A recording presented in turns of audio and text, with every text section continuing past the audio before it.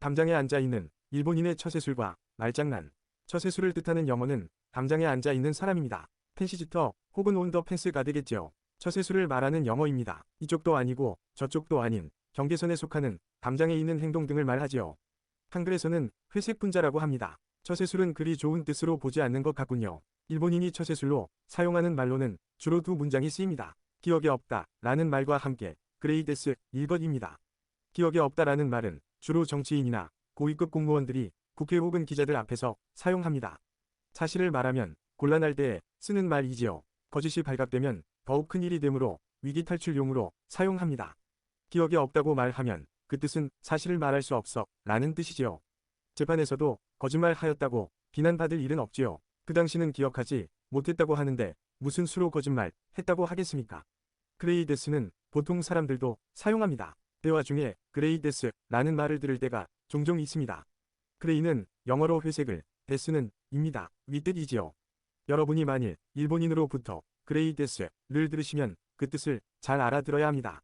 비록 말을 하지는 않았지만 하얀색도 아니고 검정색도 아니다 는 말도 함께 알아들으셔야 합니다. 어느 질문에 대하여 틀리지도 않았고 옳은 것도 아니다, 법을 어긴 것도 아니고 법을 지킨 것도 아니다 라고 대답을 하는 것이지요. 한글로 번역하면 정확한 표현일지는 모르겠으나 아슬아슬해, 회색 분자, 박쥐 같은 이라고 하겠지요. 하지만 이는 주로 사람을 가리키어 사용하는 말이지요. 영어 역시 사람을 가리키지요. 대화 내용에 따라 다르겠지만 일본어의 그레이데스는 사람보다는 주로 사람이 하는 행동 또는 그 행동의 결과를 평가할 때에 사용하는 단어입니다. 회색 분자 혹은 박쥐 같은 자라는 표현은 흔하지 않습니다. 한국인에게 회색 분자 혹은 박쥐 같은 사람이라고 하면 아마도 10이면 9 이상은 좋아하지 않을 것입니다. 하지만 일본인에게 그레이는 그리 나쁘게 들리지는 않는가 봅니다. 인기 있고 또 많은 명곡을 가진 그레이라는 남성 그룹의 록밴드도 있습니다. 비록 영어 스펠에 한 글자가 다르지만 소리는 같지요. 나쁜 의미라면 록밴드의 이름으로 사용하지 않겠지요. 그레이데스는 영어에서 보듯이 이쪽 땅도 저쪽 땅도 그러니까 어느 쪽도 밟지 않았다는 의미로 사용하는 것이지요. 이처럼 그레이데스라고 함으로써 양쪽을 만족시키려고 하는 것이지요.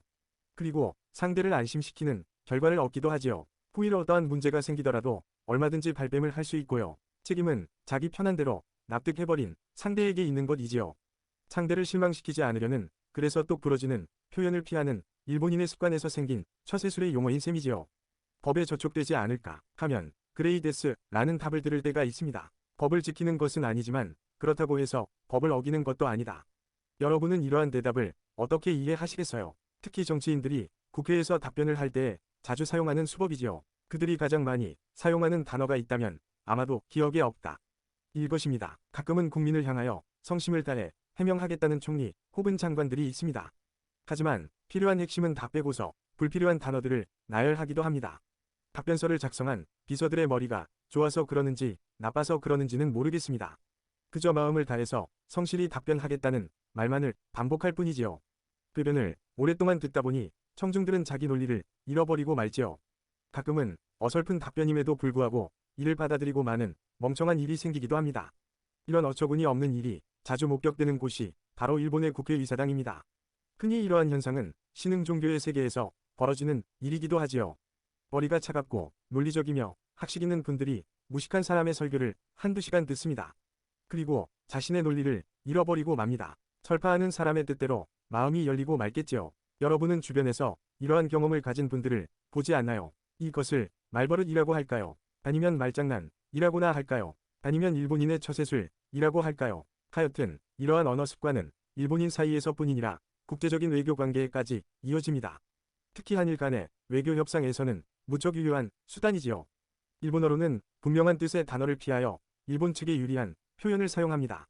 하지만 한국의 회담 담당자들은 얼렁뚱땅하는 어설픈 표현은 절대로 사용하지 않을 것입니다.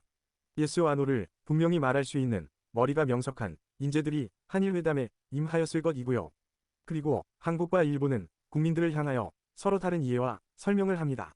일본은 자기들 편한 대로 이득과 해석이 들어간 설명문을 공개하겠지요. 한국의 담당자들은 또 편한 대로 한국이 정치적으로 이득이 되는 결과라고 믿고 있겠지요. 특히 고인이 된 분이지만 아베 씨가 지휘한 모든 한일 회담은 모두 일본에 유리하였을 것입니다. 최소한 아베 씨가 자기 편한 대로 해석하고 또 이용할 수 있는 결과였다고 생각합니다. 트럼프 씨와 아베 씨는 서로 잘 맞았으며 또 사이가 무척 좋았습니다. 둘이 서로 비슷한 타입의 말장난과 정치를 하였으니까요. 차라리 당신도 옳고 나도 옳아 라는 것이면 좋겠습니다. 나는 옳고 당신은 틀렸어 라는 말을 하기가 부담스러워 사용하는 처세술일 경우도 있겠지요. 하여튼 일본인과의 대화는 조심해야 할 부분이 있습니다. 거래회사 사람들의 일하는 모습이 특이하다는 생각이 들었습니다. 아무리 보아도 보통 회사들과 다른 것 같았습니다. 혹시 야쿠자인지 염려스러워집니다. 소개해준 지인에게 알아보았더니 야쿠자라고 할 수는 없고 야쿠자에 가까운 사이라고 합니다. 결국 억대에 달하는 엄청난 손해를 보고 거래를 끊을 수밖에 없었습니다.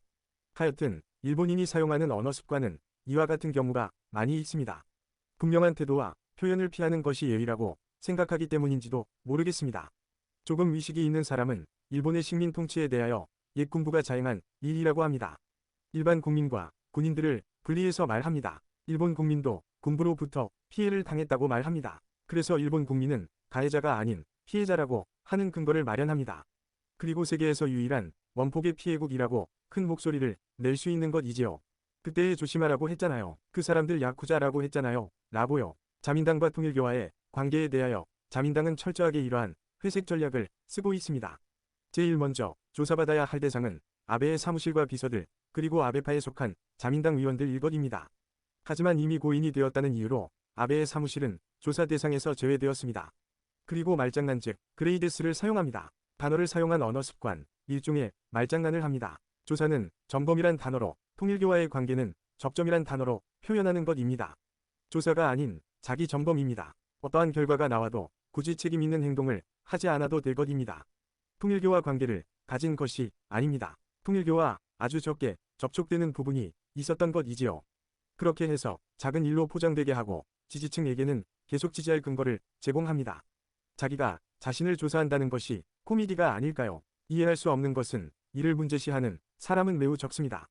일부 문제점을 지적하는 사람도 두리뭉실 표현으로 일관하기에 문제를 알면서도 밖으로 표출되지 않습니다. 아주 명확한 표현과 태도를 선호하는 한국인은 도저히 이해할 수 없는 일본인의 처세술일지도 모르겠습니다. 분명한 의사표시를 요구하는 한국은 온 국민이 진보와 보수로 나뉘어 정치적으로 서로 대립할 수 있는 힘을 가지고 있는 나라입니다. 하지만 일본인은 이러한 에네르기를 숨기고 생활합니다. 언어의 사용에 있어서 모가 나지 않는 두리뭉실 표현하는 습관이 있어서 그렇지요. 말장난에 처세술에 능한 것은 미국인도 마찬가지입니다. 어느 미국인에게 지금 대통령 좋아하세요 하고 물은 적이 있습니다. 돌아온 대답은 yes, no가 아닙니다. sometimes 이었습니다. 너무 정확한 표현이라고 생각하지 않으세요? 어떻게 늘 좋아하겠습니까? 싫은 때도 있는 것이지요. 어떻게 대통령이 내가 좋아하는 정책만을 뽑아서 실행할 수 있겠어요? 그래서 좋을 때가 있으며 싫을 때도 있다는 대답은 정답이면서 일본인과 같은 그레이데스를 답한 것입니다. 한국인들도 이제는 그만 정치에 차가워졌으면 합니다. 대립하는 국력의 낭비가 너무 심하다고 생각하지 않습니까? 생산적인 면에 한국인의 힘을 모으면 더욱 좋겠다고 생각합니다. 일본에서는 매우 드문 일입니다. 고인이 된 아베 씨는 한국을 향하여 너무 분명한 태도를 취하고 또 명확한 메시지를 던졌습니다. 절대로 물러서지 않겠다고 한 것이지요. 일본인이 보통 쓰지 않는 수단이 사용된 것이지요. 보통 정치인에게서 매우 보기 힘든 장면을 일본 국민들이 보게 된 것입니다. 외교에 있어서 타협할 수 없을 때가 있습니다. 이때는 잠시 덮어두는 것이 상책입니다. 대답을 아주 늦게 보내는 방법도 있지요. 서로 부딪히면 그때는 전쟁이기 때문입니다. 한일은 현재 총칼을 쓰지 않는 전쟁 중이 아닌가요? 너는 그렇게 해, 나는 이렇게 할 테니까. 이러한 식의 자세로 지난 수년간 한일 회담이 진행되었지요. 그리고 이는 한일 간의 외교가 사라지는 결과를 가져왔습니다. 그리고 이것은 아베 씨의 모든 의혹을 덮을 정도로 큰 인기를 모으게 되었습니다. 뿐만 아니라 그의 죽음은 국장으로까지 이어지게 되었지요. 일종의 영웅으로 취급받고 있는 것이지요. 한국의 코를 납작하게 눌렀다라는 일종의 근거 없는 자만심 같은 것이지요. 아마도 시간이 조금 흐르면 말입니다. 선거 때마다 한국에 승리한 아베라는 문구가 우익 정치가들의 입에서 오르내리는 상황이 될 수 있겠지요. 진짜 문제는 지금부터입니다. 앞으로 정치인들의 한일 관계는 결코 순탄하지 않을 것입니다. 아베 씨를 통해서 배운 것이 있기 때문입니다. 그것은 학습을 통하여 습득한 것입니다. 한국의 차가운 태도를 취하면 선거에서 이길 확률은 점점 높아진다는 것입니다. 현재 10대의 젊은 이들이 일본 사회의 주류를 형성하기까지 아마도 이 학습은 꽤 긴 기간 동안 유효할 것입니다.